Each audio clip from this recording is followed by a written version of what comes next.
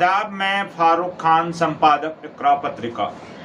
Thar news इकरा पत्रिका के इस चैनल में आपका स्वागत है, आपका इस्तकबाल है। सबसे पहले मेरी आपसे गुजारिश कि आप इस चैनल को लाइक करें, शेयर करें और सब्सक्राइब करें। साथ ही बेल आइकन का बटन दबाएं ताकि हमारी नई वीडियो हैं वो जल्द से जल्द आप तक पहुंच सकें। अब आज के इस एपिसोड में हम बात करना चाह रहे हैं उदयपुर के कन्हैयालाल टेलर के हत्याकांड का।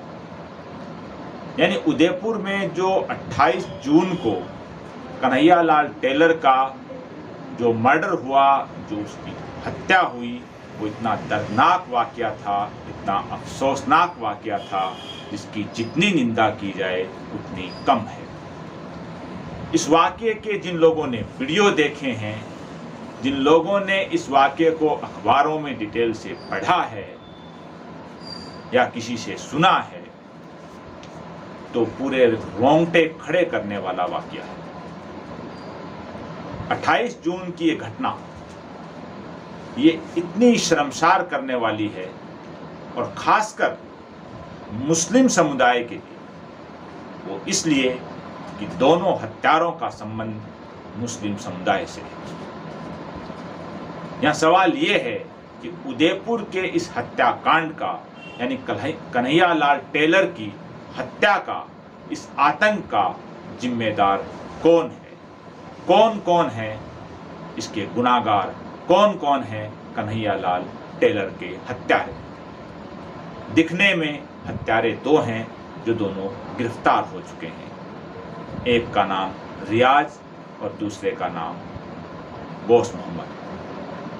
लेकिन इन हत्यारों को हत्यारा किसने बनाया?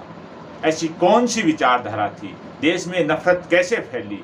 किन किन लोगों के जरिए नफरत फैली? और इस नफरत के खेल में जो देश के अंदर कौन कौन ऐसे लोग हैं शामिल हैं, और जो ये हत्याकांड है, इस हत्याकांड के पीछे ये तमाम जो नफरत फैलाने वाले लोग हैं, चाहे इस पक्ष के हों या उस पक्ष के हों, ये तमाम के तमाम नफरत फैलाने वाले, चाहे वो टीवी चैनल में बैठ के नफरत फैलाते हों या सोशल मीडिया के जरिए नफरत फैलाते हों, जो जात, पंथ और धर्म के नाम की जो नफरत फैलाते हैं, मेरा ये मानना है कि कन्हैयालाल टेलर के ये तमाम तर लोग हत्यारे हैं। अब जो बात ये कि ये असल चीज़ क्या है, जो अखबारों में और टीवी चैनल पे बताई गई है वो सबको मालूम है।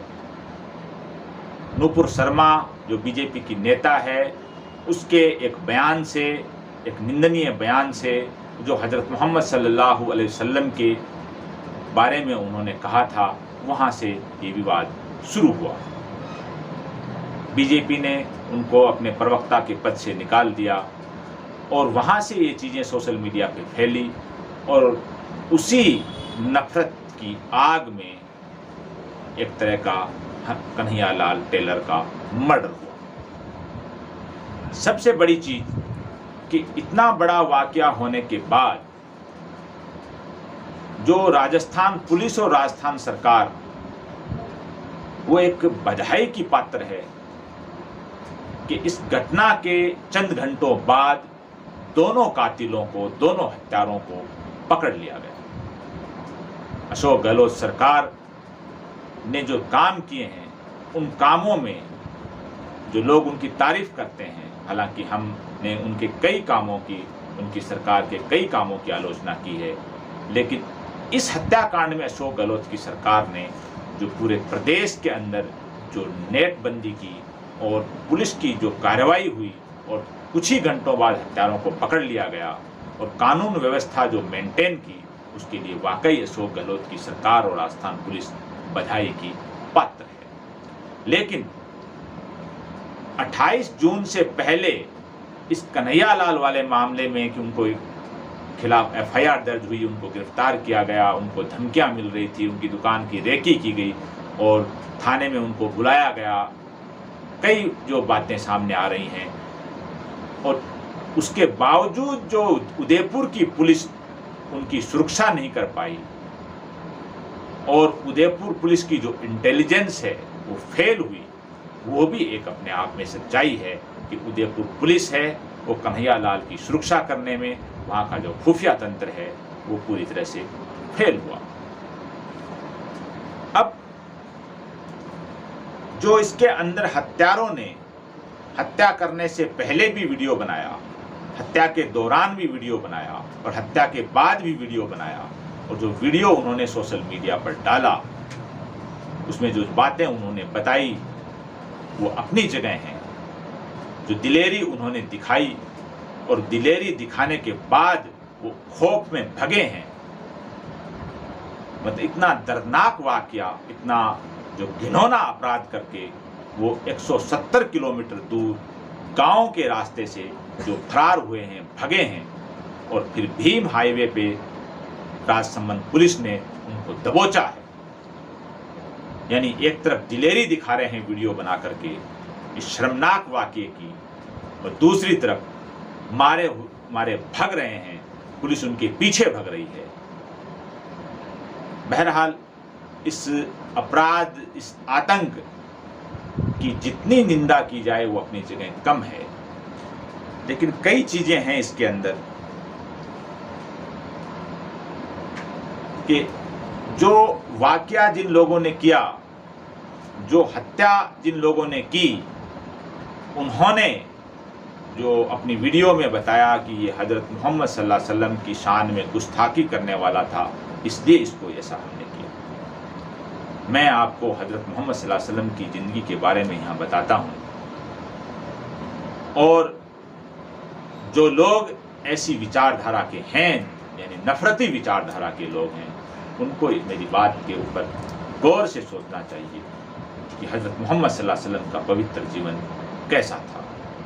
वो शांति के दूत थे, वो इंसानियत के मसीहा थे। उनकी जिंदगी का एक वाकया है कि एक बूढ़ी औरत जब वो निकलते थे अपने घर से तो अक्सर उनके ऊपर कूड़ा डाल देती थी, कचरा डाल देती थी, लेकिन वो कभी उस पर गुस्सा नहीं हुई और निकल जाते थे। जब एक दिन उस बूढ़ी औरत ने उन पे कचरा नहीं डाला तो उन्होंने पूछा कि आज उस बुढ़िया ने मेरे ऊपर कचरा कैसे नहीं डाला, तो मालूम ये चला कि वो बुढ़िया बीमार है। हजरत मोहम्मद सल्लल्लाहु अलैहि वसल्लम जो इंसानियत के मसीहा थे, उस बूढ़ी औरत के घर का दरवाज़ा खटखटाया, उसके घर में गए और उसका हाल चाल जाना। वो बूढ़ी औरत आंखों में आंसू ले आई कि जिस शख्स के ऊपर मैं रोज़ कचरा डालती हूँ उसका बड़प्पन देखिए। ऐसे कई वाक़ये उनकी ज़िंदगी के हैं। मैं पूछना चाह रहा हूँ, हज़रत मोहम्मद सल्लल्लाहु अलैहि वसल्लम के नाम पे जो नफ़रत फैला रहे हैं उन लोगों से, क्या उन्होंने ऐसा नहीं कहा था कि जानवर पर उतना ही वजन ला दो जितना वो लेकर के आसानी से चल सके। हज़रत मोहम्मद सल्लल्लाहु अलैहि वसल्लम का एक पवित्र कथन है जिसको हदीस कहा जाता है। इकरा पत्रिका के जो संपादकीय पर शुरू से ही उसको ऊपर ही ऊपर हम छापते हैं, तुम जमीन वालों पर रहम करो, आसमान वाला तुम पर रहम करेगा। यानी एक ऑर्डर लैंग्वेज में अपने अनुयायियों को कहा गया है कि तुम जमीन वालों पर रहम करो, आसमान वाला तुम पर रहम करेगा। जमीन पर हर आदमी है, हर जाति का है, हर धर्म का है, जानवर भी है, पक्षी भी है। यानी तुम जमीन वालों पर रहम करो, आसमान वाला यानी खुदा ईश्वर तुम पर रहम करेगा।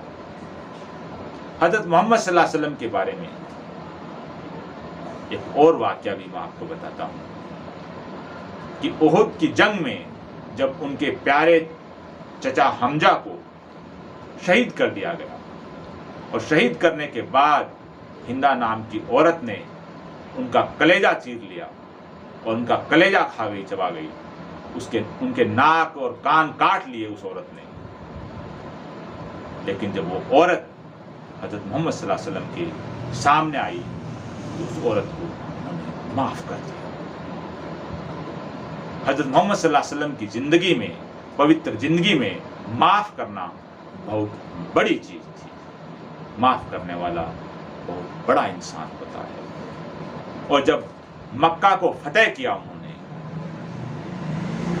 तो अबू सुफियान जिन्होंने उनके खिलाफ बहुत ज्यादा जुल्म ज्यादती की थी, उस अबू सुफियान को भी उन्होंने माफ कर दिया। एक तरफ उनका ऐसा जीवन, जो पवित्र जीवन, उच्च जीवन, जो इंसानों के लिए एक सबक आमोज है, दूसरी तरफ उनकी शान में गुस्ताखी को लेकर के जो इस तरह एक घिनौना वाकया अंजाम दिया गया, वो बहुत ही अफसोसनाक है, शर्मनाक है। ये वाकया हो गया। होने के बाद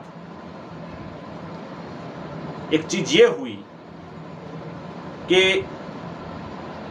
मुसलमानों ने कहीं भी इस वाकये की कोई हिमायत नहीं की। इस दर्दनाक हत्याकांड की मुसलमानों ने, मुस्लिम संगठनों ने, मुस्लिम रहनुमाओं ने कहीं कोई हिमायत नहीं की। ये बहुत बड़ी चीज है। All India Muslim Personal Law Board, Jamaat Islami Hind की ही जो पॉलिटिकल पार्टी है, वेलफेयर पार्टी वगैरह कई संगठनों ने, कई मुस्लिम रहनुमाओं ने, अजमेर दरगाह शरीफ के दीवान हैं सैयद जैनुल आबिदीन, यानी कई मुस्लिम रहनुमाओं और मुस्लिम तंजीमों ने इस हत्याकांड की खुल करके निंदा की, भर्त्सना की और दोषियों को कठोर से कठोर सजा देने की, दिलवाने की मांग की। लेकिन एक चीज और है कि इसी उदयपुर के पास में राजसमंद, जहां का मैं आपको एक वाकया याद दिलाता हूं। तारीख 6 दिसंबर 2017, 6 दिसंबर 2017 को राजसमंद में शंभूलाल नाम के एक नफरती शख्स ने अफराजुल नाम के एक बंगाली मजदूर को वो एक गैंती और कुल्हाड़ी से काटा, उसको जलाया, उसकी वीडियो बनाई, इस सारे घटनाक्रम की, उसको वायरल की और उसकी भी देश में बड़े पैमाने पे तब निंदा और भर्त्सना हुई। लेकिन एक दर्दनाक चीज उस वक्त एक हुई कि सोशल मीडिया पे एक अकाउंट नंबर वायरल हुआ। लोगों से अपील की गई कि ये कातिल जो हत्यारा है, ये फला हीरो है और इसकी हेल्प की जाए, इसके परिवार की हेल्प की जाए। हालांकि वो अकाउंट और वो सोशल मीडिया का वो काम बाद में बंद कर दिया गया। लेकिन ऐसा काम कहीं भी कन्हैयालाल टेलर के हत्यारे आतंकियों के फेवर में नहीं हुआ, वो एक बड़ी बात थी। जब शंभूलाल ने अफराजुल का कत्ल किया, उसके 1-2 दिन बाद ही उदयपुर के अंदर बड़ा हंगामा हुआ शंभूलाल के समर्थन में, अफराजुल के समर्थन में नहीं, शंभूलाल के समर्थन में। और उदयपुर की अदालत पर हुड़दंगियों ने, शंभूलाल आतंकी के समर्थकों ने उदयपुर की अदालत पे अपना झंडा, उन गुंडों ने अपना झंडा फहरा दिया।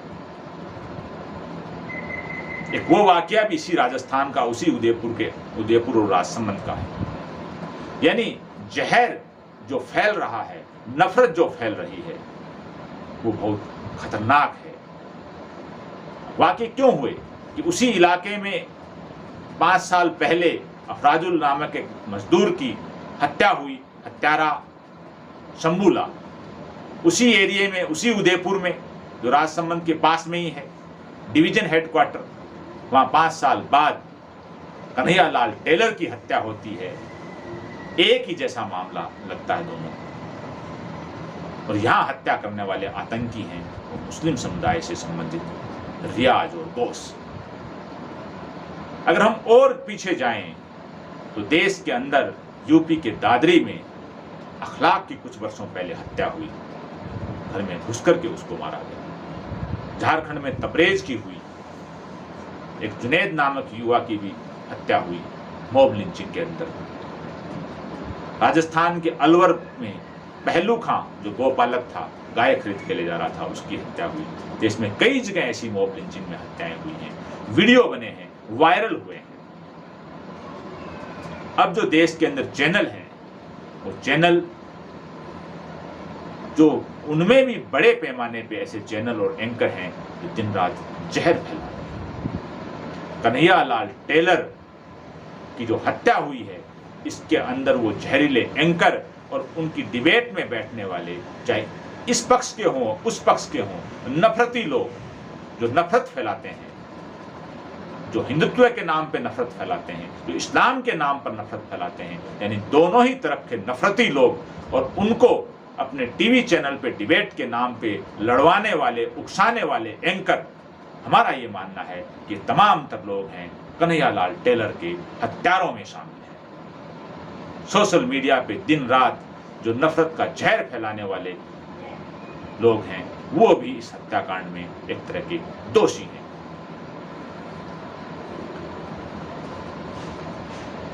अब एक चीज और है, वो भी अपने आप में अफसोसनाक है कि जो नफरत फैल रही है दोनों तरफ से, 140 करोड़ लोगों का हमारा देश है, ये नफरत पिछले 8-10 साल में तेजी से फैली है और इस नफरत को रोकने का प्रयास भी उस स्तर पे नहीं हुआ है जिस पे होना चाहिए। ये नफरत रुक सकती है। कन्हैयालाल टेलर को बचाया जा सकता था, अखलाक को बचाया जा सकता था, अफराजुल को बचाया जा सकता था, तबरेज को बचाया जा सकता था। कैसे बचाया? गृह मंत्रालय सबसे पहले कि अशोक गहलोत जो मुख्यमंत्री हैं राजस्थान के, उन्होंने प्रधानमंत्री से अपील की कि वो देश को संबोधित करें इस नफरती माहौल के अंदर। बड़ी अच्छी बात कही। प्रधानमंत्री को संबोधन देना चाहिए, देश को बताना चाहिए, देश को कहना चाहिए कि इस नफरत को छोड़ दीजिए। जो लोग नफरत का सहारा ले रहे हैं, दोनों तरफ की नफरत टकराएगी तो बड़ा नुकसान होगा और देश का या समाज का बहुत बड़ा नुकसान होगा। ये नफरत कैसे कम हो सकती है?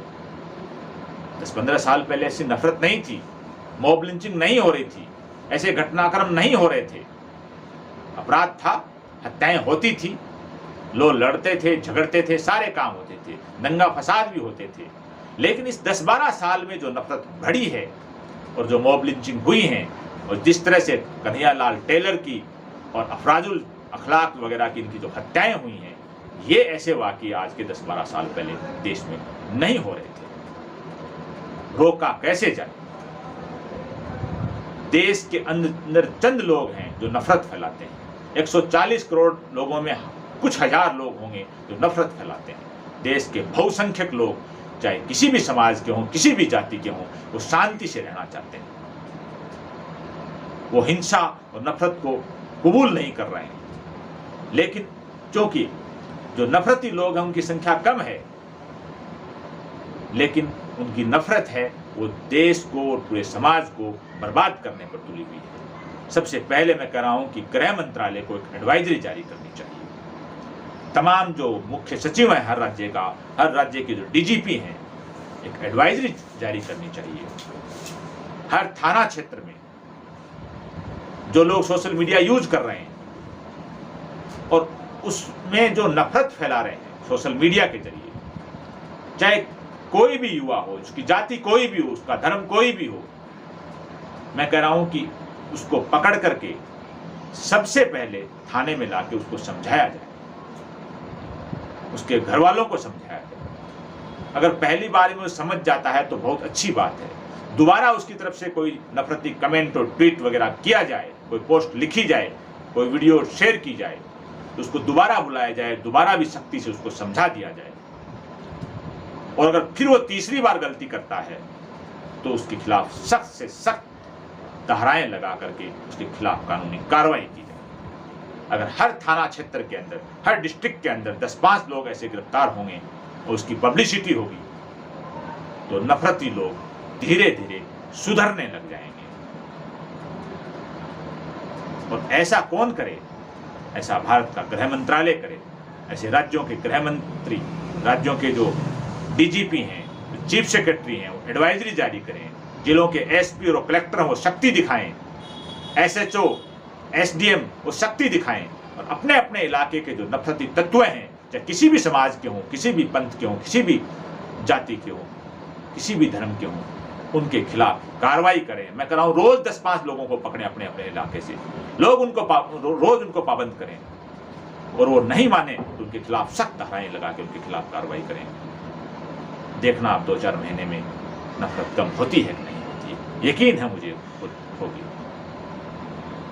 एक बार फिर मैं कह रहा हूँ कि ये जो नफरती लोग हैं, चाहे वो किसी भी समाज के हों, उनका नाम जरूर है उस समाज से जुड़ा हुआ, लेकिन वो उस समाज के सगे भी नहीं है, क्योंकि उनके अपराध की, उनकी नफरत की जो सजा उनका समाज भी भुगतता है, उनका गांव कस्बा भी भुगतता है और दूसरे लोग भी भुगतते हैं। ऐसे तमाम लोग देश के, यहाँ की लोकतांत्रिक व्यवस्था के सबके दुश्मन हैं। लेकिन अंतिम प्रश्न, जब नफरत से सत्ता मिलती हो, नफरत से वोटों का ध्रुवीकरण हो, तो फिर नफरत कैसे कम हो।